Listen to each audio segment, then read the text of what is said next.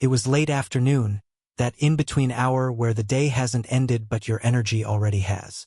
I was standing next to her car in the driveway, the engine still ticking as it cooled, the air carrying that faint smell of hot metal and asphalt. She had already gone inside, phone pressed to her ear, pacing as she talked about something work-related. I wasn't listening. I was just trying to be helpful, grabbing a reusable bag she'd left in the back seat. That's when I saw it. At first, my brain didn't register it as a problem. Just an object out of place. A dark jacket draped carefully over the back seat, like it belonged there. The fabric looked heavier than mine, tailored, structured. Not something thrown around carelessly. Not something I'd ever worn. I froze with one foot still outside the car. I remember standing there longer than necessary, staring at it, as if my eyes were waiting for my brain to catch up. I actually ran through a mental checklist. Did we have guests? Did I forget something? Did someone borrow the car? Nothing landed. We don't share clothes. We never have. I know every jacket in our house because I'm the one who hangs them up. This wasn't just unfamiliar. It was wrong. When I picked it up, the weight surprised me. It smelled faintly like cologne. Not overwhelming, just enough to notice. Clean. Intentional. Not mine. I didn't say anything right away. I walked into the house holding it, still unsure what I was even accusing reality of. She was in the kitchen by then, leaning against the counter, nodding into her phone. I waited until she hung up. "What's this?" I asked, holding it up, trying to sound neutral, casual, curious, like I wasn't already bracing myself. She barely looked at it. "Oh," she said immediately, not confused, not surprised, just "oh. That's probably from work." Probably. She took it from my hands, glanced at it for half a second, then tossed it over a chair like it wasn't worth thinking about. "We've been driving together to meetings lately," she continued. "My boss, sometimes other people. Someone must have left it in the car."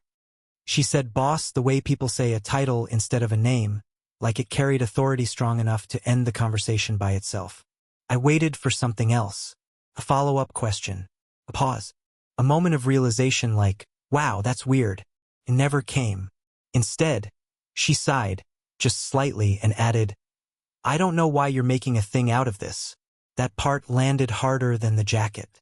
I wasn't making a thing out of it. I had asked a single question. But suddenly, I felt like I was already on trial, for noticing, for asking, for standing there with concern in my face. On the surface, her explanation worked. It made sense. People forget things. Cars become shared spaces. Work spills into personal life. None of that was unbelievable. But what stuck with me wasn't the logic. It was the delivery. She hadn't hesitated. She hadn't thought. She hadn't needed time to explain. The answer was immediate, smooth, complete, like it had been waiting. There was also something else I couldn't quite name at the time. Not panic. Not fear. Control. She wasn't worried about the jacket. She was worried about my reaction to it. I nodded. I even said, "Okay," out loud, like that was the end of it. But the conversation didn't end inside me. For the rest of the evening, the jacket followed me around, not physically but mentally. Every time I looked at her, every time she checked her phone, every time she smiled at something that wasn't happening in the room, it resurfaced. At dinner, she talked about deadlines and meetings. She laughed at a message she didn't show me. I watched her hands as she spoke. Steady, confident, unbothered. No guilt on the surface. No cracks. That should have reassured me. Instead, it unsettled me. Because if there was nothing to hide, why did it feel like the answer had been designed not to invite questions? Later that night, lying in bed beside her, I stared at the ceiling while she slept. The room was quiet except for the hum of the air conditioner and her breathing slow, even comfortable. She slept easily. I didn't. I replayed the moment again and again. The way she said probably. The way she framed it like work stuff, a category so broad it could swallow anything. The way irritation slipped into her voice, not at the situation, but at me. I told myself I was overreacting. That this was what insecurity sounds like. That trusting someone means accepting explanations even when they don't feel good. But trust isn't supposed to feel like swallowing something sharp. The jacket was gone the next morning. Vanished without comment. No mention of returning it. No follow-up story. Just erased. And that's when I realized something important, even if I didn't fully accept it yet. That moment wasn't a discovery. It was a test. And somehow, without realizing it, I had just failed the part where I was supposed to stop asking questions. After the jacket, I told myself I was done thinking about it. I made that decision consciously, like flipping a switch. I didn't want to become the kind of person who monitored tone, tracked time, replayed conversations. I wanted normal. I wanted trust. So for a few days, I acted like nothing had happened. But the problem with pretending nothing is wrong is that once your attention sharpens, you start noticing things you used to pass right over. It didn't come all at once. There was no single moment where alarms went off. It was more like a slow accumulation, a quiet stacking of details that didn't belong together but refused to stay separate in my head.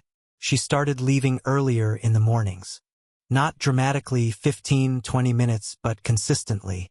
She'd already be dressed when I woke up. Moving around the bedroom with that careful quiet meant not to wake someone, even though she used to do the opposite. She said it was work. Early calls. Time zone stuff. I nodded. That made sense. Then she started coming home later.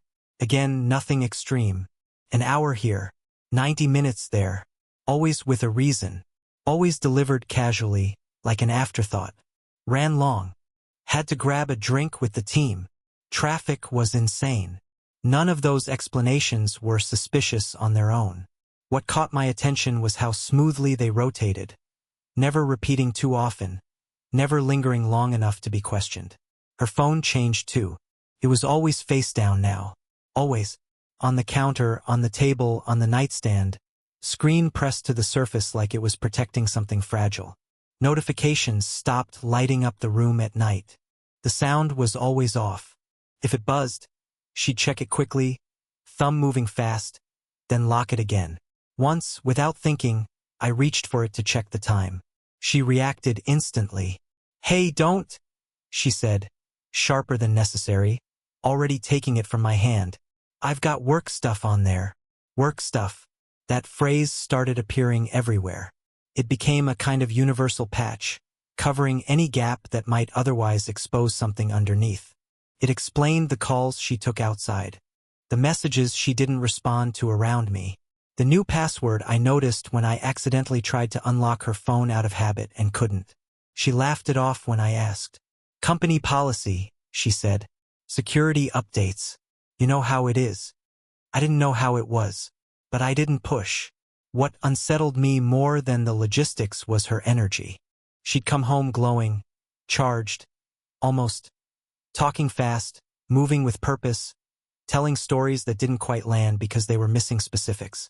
Names replaced by titles. Places replaced by generalities. Everything blurred just enough to avoid forming a clear picture. But with me, she seemed tired. Not physically, emotionally. Conversations shortened. Eye contact faded. If I talked about my day, she listened just long enough to be polite, then redirected. She said she was stressed, burned out, under pressure. I believed her. At least I wanted to. Then there were the clothes. She started dressing differently, not dramatically, but intentionally. More fitted, more thought out. Outfits planned the night before instead of grabbed in the morning. She'd change once, sometimes twice, before leaving, studying herself in the mirror like she was preparing for an audience instead of a meeting. When I complimented her, she smiled, but it felt distant, like the approval wasn't meant for me. I began replaying things backward. Moments that hadn't bothered me before started resurfacing with new weight. That weekend she'd needed space and gone out alone. The sudden business trips that appeared on the calendar without much discussion. The way she always seemed to know exactly when I'd be busy. It was like my memory was reorganizing itself, lining things up into a pattern I hadn't wanted to see. One night, I asked her directly if everything was okay between us. She looked genuinely surprised. "Of course it is," she said. Why wouldn't it be? I didn't have an answer that didn't sound paranoid. So I shrugged, said I was just checking in. She leaned over, kissed my cheek, told me I was overthinking. Maybe I was. But here's the thing about overthinking. It usually comes with noise, anxiety, spirals, panic. What I felt instead was clarity. Not certainty, but direction. Each small change pointed the same way. Each explanation worked on its own but collapsed when stacked together. And the more I tried to ignore it, the louder it became. I wasn't looking for proof yet. I wasn't ready for that. But I could no longer pretend I hadn't seen the trail forming right in front of me. Because whatever was happening wasn't sudden. It was practiced. And I had already been living inside it longer than I realized. The shift from suspicion to certainty didn't happen dramatically. There was no confrontation, no shouting, no moment where everything exploded at once. It happened quietly, the way real truths usually do, through something small, overlooked, almost forgettable if you weren't already paying attention. I found it by accident. I was cleaning up, doing the kind of mindless organizing you do when you're trying not to think. She had left a stack of things on the entry table. Receipts, mail, a few random cards she'd never bothered to put away. I wasn't snooping. I wasn't searching. I was just sorting. That's when I saw it. At first, I thought it was a hotel key card. The size was similar. The texture too. But when I picked it up and turned it over, I knew immediately it wasn't that. It was a badge. Not a corporate one. Not temporary. Not the kind you clip on for a conference and throw away afterward. This was thick, personalized, intentional. Her name was printed cleanly across the front. Beneath it was a logo I didn't recognize, sharp and understated, designed to look exclusive without saying so out loud. There was no company name I knew. No department. No employee number. Just her name and the emblem of a private business club. I stared at it longer than I should have. Long enough for my pulse to slow instead of spike. Long enough for the noise in my head to fade into something colder, steadier.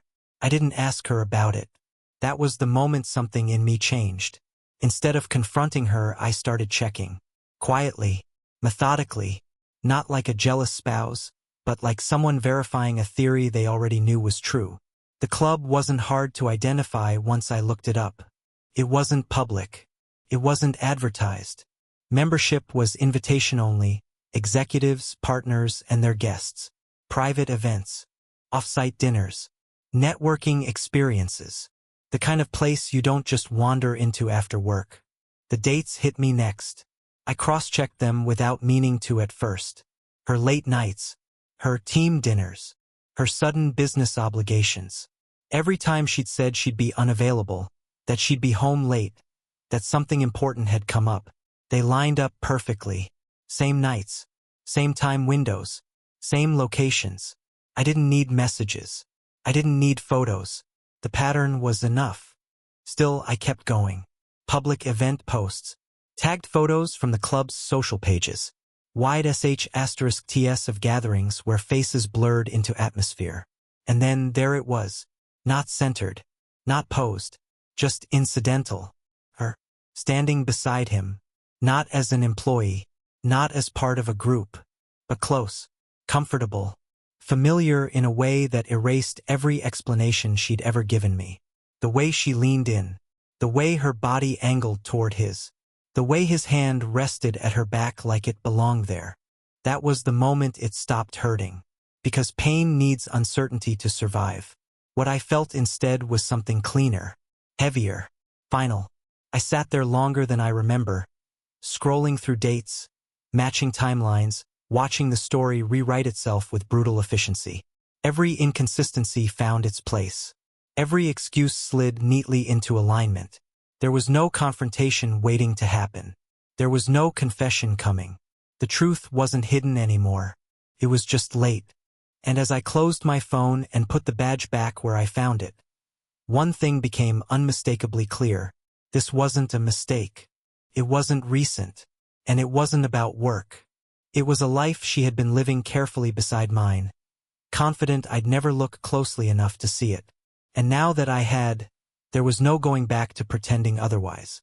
By the time the badge was back in its place, I wasn't angry anymore. That part had burned out somewhere between suspicion and confirmation. What remained was a kind of clarity I hadn't felt in months, maybe longer. The pieces weren't scattered anymore. They were aligned. The jacket, the early mornings, the late nights, the badge, the shift in her energy, her tone. None of it was random. None of it was coincidental. She hadn't been slipping. She'd been orchestrating. Looking back, I could see how carefully the story had been built. It didn't start with that jacket or even the phone turned face down. It started long before that, with subtle things. Missed dinners, last-minute schedule changes, vague descriptions of new projects. At the time, I believed all of it. I didn't just want to believe it. I needed to, because if I didn't, I'd have to question the foundation of everything we'd built together. That's the thing about trust. It doesn't crumble in one blow. It weakens gradually, quietly, disguised as compromise, patience, love. And she knew that. Work had been her shield, her alibi, her excuse for exhaustion, for distraction, for absence. And not just physically, emotionally too. It explained why she was too tired to talk, too drained to engage, too busy to be present. Covered every crack. And I had filled in the rest myself. I used to think she was just ambitious, that she was climbing, that the pressure was real. I believed her when she said she was doing this for us. That every extra hour, every ignored weekend, every call she took outside was a sacrifice towards something better. But now I saw the performance for what it was. The urgency wasn't about deliverables. The stress wasn't about expectations. The work wasn't just work, it was cover. Convenient, believable, necessary. The kind of story that would never need to be questioned, because it sounded so close to the truth. And she had rehearsed it well. She had answers for everything. She anticipated doubt. She softened it with details, enough to distract, never enough to clarify. If I asked too much, I was insecure. If I asked too little, I was distant. There was no winning hand because the game had already been rigged. And somewhere in the middle of all that, I'd become a background character in her real story. One evening in particular stood out even more now. It was weeks before the badge, before the jacket. She had come home late, past 10. Said she was at dinner with a client, trying to salvage a deal that had almost fallen through. I remember how exhausted she looked when she walked in, heels in one hand, the other rubbing her temple like the whole day had been too much. I made her tea. She barely drank it. She curled up on the couch and told me she just wanted to sit in silence. I believed every word. Now I realized that wasn't fatigue, it was guilt. Or maybe not even that. Maybe it was just the weight of managing two lives. Because guilt eventually leaves clues. But performance? Performance is designed to leave none. She had told stories that were just close enough to reality to feel real. Trips that involved a client, just not the one she named. Dinners with her boss that happened, just not at the place she said. Deadlines that were real but irrelevant. It was all smoke. And I had inhaled it willingly. What struck me most was how well she'd managed to keep everything in balance. The private life, the public image, the version of herself she showed me and the version she shared with him. I started going back through old photos, old texts, vacations, birthdays, the happy moments I had clung to when I first started noticing things were off. And I saw them differently now. That weekend trip she planned so last minute, saying we needed time together. Was that because she felt guilty about something that had happened? Or worse, because she needed to be seen in photos with me? The surprise gifts, the sudden affection, the out-of-nowhere compliments. Had those been gestures of love? Or recalibrations? I thought about every time she called me from the road and said, "Just checking in." I thought about how natural she sounded. She hadn't been careless. She'd been confident. That's what hit me hardest. The realization that I hadn't stumbled into a mistake. Something temporary, messy, regrettable. I'd been living inside a constructed narrative. And she had been the author. She wrote my lines for me. She needed me to play the husband who didn't ask too many questions, who supported her ambitions, who waited up without complaint, who didn't follow her car, didn't check the badge, didn't connect the dots. I had been doing exactly that, right on cue. The moments that had felt confusing back then now made sense. Her ability to disarm me, to redirect. The practiced sympathy in her voice when she told me how tired she was. The way she kissed me with just enough warmth to make me second-guess the emptiness I felt. This wasn't neglect. It was a campaign. And the most painful part? She had been good at it. So good, in fact, that if I hadn't found that badge, if I hadn't looked just 1 inch too far, I'd probably still be playing my role. Still believing the version of her that had been created for me. Still believing in a future that was never hers to build with me in the first place. The truth didn't arrive with a bang. It didn't come from a confrontation, a confession, or a dramatic slip-up. No screaming matches. No teary admissions. She didn't sit me down one night and come clean because guilt had finally caught up to her. No. Came undone slowly, and it didn't happen because she got careless. It happened because reality doesn't bend forever. Not even when the lies are well rehearsed and the stories are airtight. Eventually, something always cracks. Something always leaks through. In her case, it was a combination of small, stupid things. A name mentioned twice in different contexts, each time with a different title. A receipt from a restaurant she claimed she hated, buried in her glove box behind a stack of parking stubs. A calendar alert that popped up on our shared tablet, her personal one, synced by accident. It read, "Club event, 7 p.m. with R." It lasted 2 hours. The location was that same private business club. It was scheduled on a Tuesday. The same Tuesday she told me she was working from home all night because the servers were being upgraded. That was the moment the structure started to collapse. And the most ironic part? It wasn't the lie that cracked it open. It was her attempt to maintain it. She panicked when she realized I saw the alert. She laughed too loudly, dismissed it too quickly. "Oh, it's nothing. Probably something auto-synced from a group calendar or an old invite. I don't even know what that is." Her tone was too tight, her eyes too busy, her hands too restless. She was spinning. Spinning because the system, the one she had carefully built, controlled, maintained, had made a mistake. And when systems break, people scramble. From that point on, the unraveling accelerated. I didn't even have to dig. Things just began surfacing on their own. Emails on our shared desktop she thought she had deleted but only moved to archive. A shared photo album notification from the cloud that contained pictures I'd never seen. Pictures I was never meant to see. **TS of event RSVPs she hadn't unlinked from her work account. A folder buried 3 layers, deep titled Travel Docs, that included hotel confirmations from weekends. She told me she was visiting her sister. There was no confrontation. Not yet. I didn't ask. Not even once. Because I didn't need her answers anymore. The version of her I'd loved, the version she sold me, was already dead. Gone was the woman who told me that everything she did was for us. Gone was the tired professional whose late hours were framed as sacrifice. Gone was the one who used to fall asleep mid-sentence next to me on the couch. I was watching the machinery behind the curtain now, and she could feel it. She started acting different, but not in the way you might expect. Not in guilt, not in repair, in control. She became more affectionate. Suddenly present, asking questions she hadn't asked in months.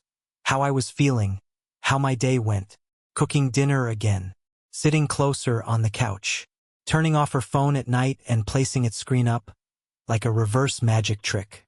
But the damage wasn't just done, it was exposed. And her new warmth didn't feel like regret. Felt like strategy, like she was trying to reset the narrative before I could get ahead of it. She had built this version of reality, but now she was trying to patch it live, after the cracks had already started to show. And the more she tried to take back control of the story, the more obvious it became that she wasn't acting out of love or fear of losing me. She was acting to maintain what she stood to lose. Because this wasn't about protecting the marriage. It was about protecting her image. The person she had been with me was no longer real, but she needed to keep that illusion alive.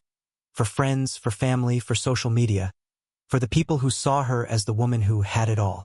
The truth didn't come out because she broke down. It came out because the web snapped under the weight of too many threads. Even then, she didn't confess. She never came to me with the truth voluntarily. She reacted to the system failing. Every move she made was a response to a shift she hadn't planned for. Her concern wasn't the pain she caused. It was damage control.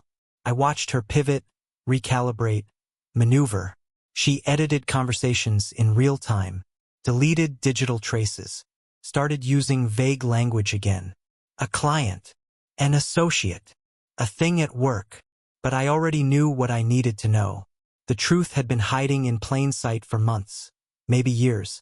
It had simply been masked with routine, softened with plausible details, and protected by the assumption that I wouldn't look too closely. But once I had looked, once I saw, the entire structure revealed itself for what it was. A set, built for an audience of one. Me. And when the lights came up, and the cameras stopped rolling, I finally realized she was never protecting us. She was protecting her role. Once everything was out in the open, the fallout wasn't loud, it was surgical. Our finances? Split down to the decimal. Future plans? Scrapped. She lost more than just me. The people she leaned on, the ones she kept in her corner with charm, started stepping back. Turns out, the version of her that lived in their minds didn't survive the truth either. And the man she gambled everything on? He backed away when it got real. She hadn't just broken our life. She'd miscalculated who would still stand with her when the lie collapsed. Now, there are no missing pieces. No questions left unanswered. The work stuff story? Dead on arrival. I don't check locations.